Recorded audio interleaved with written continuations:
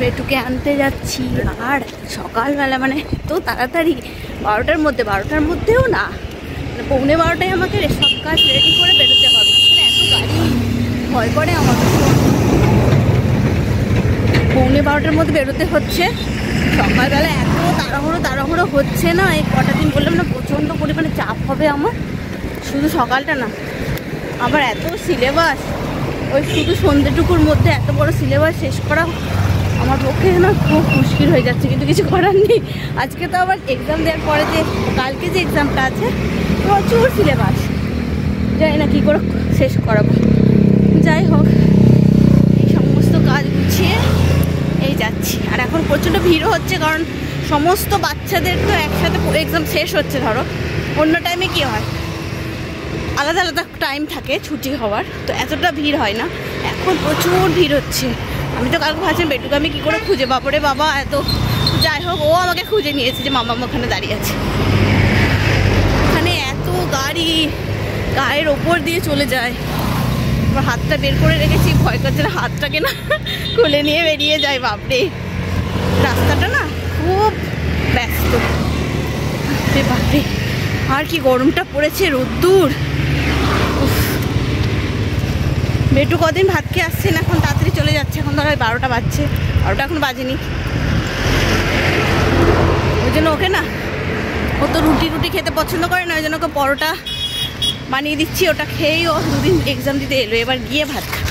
ও মাগো, আবার কাঁটা গাছ, বাবারে কি মুশকিল, কাঁটা গাছ, এদিকে গাড়ি।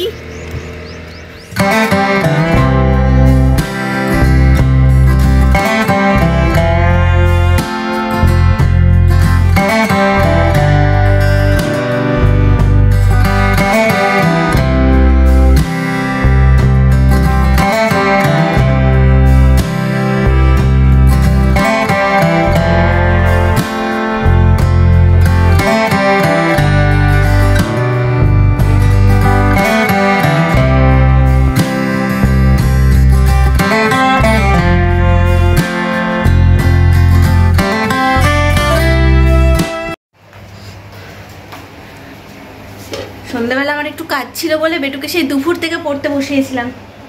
দুপুর মানে একেবারে কটা থেকে জানো, 3টে থেকে 6টা পর্যন্ত পড়লো। তারপরে খাওয়া দাওয়া করে এখন দেখো না চলে গেছে নিচে, একদম গ্রাউন্ডে খেলতে গেছে। অনেকগুলো বন্ধু জুটিয়েছে, থাকে একটুখানি। আর এক্সাম তো কয়েকটা দিন আছে, তারপর কি করবে, যা একটু না খেলতে পারলে ওর মনটাও ভালো থাকবে না, সারাক্ষণ বাড়িতে কি করবে।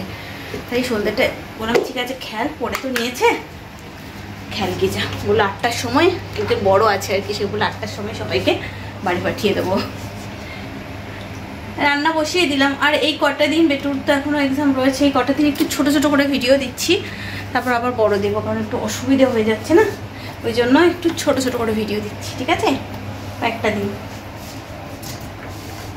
ওরে বাপরে, ভাতও বসিয়ে দিলাম একদিকে, রান্না করবো আজকে অনেক কটা রান্না।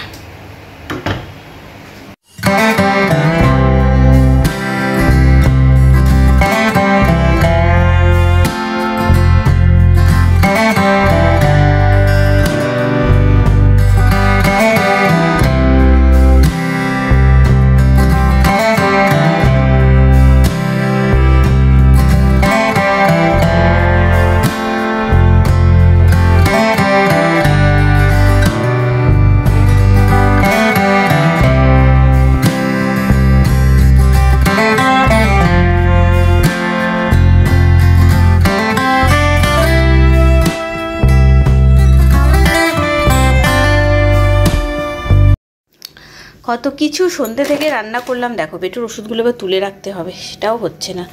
ভেন্ডি ভাজা আমার খুব প্রিয়, ভেন্ডি ভাজা, পটল ভাজা, বেগুন ভাজা শুকনো ভাতের সাথে আমার খুব প্রিয়। এটা হচ্ছে বাঁধাকপি, এখনও বাঁধাকপি খেতে আমার তো খুব ভালো লাগছে। বাঁধাকপির তরকারি, ভেন্ডি ভাজা, এখানে আছে কুমড়োর তরকারি।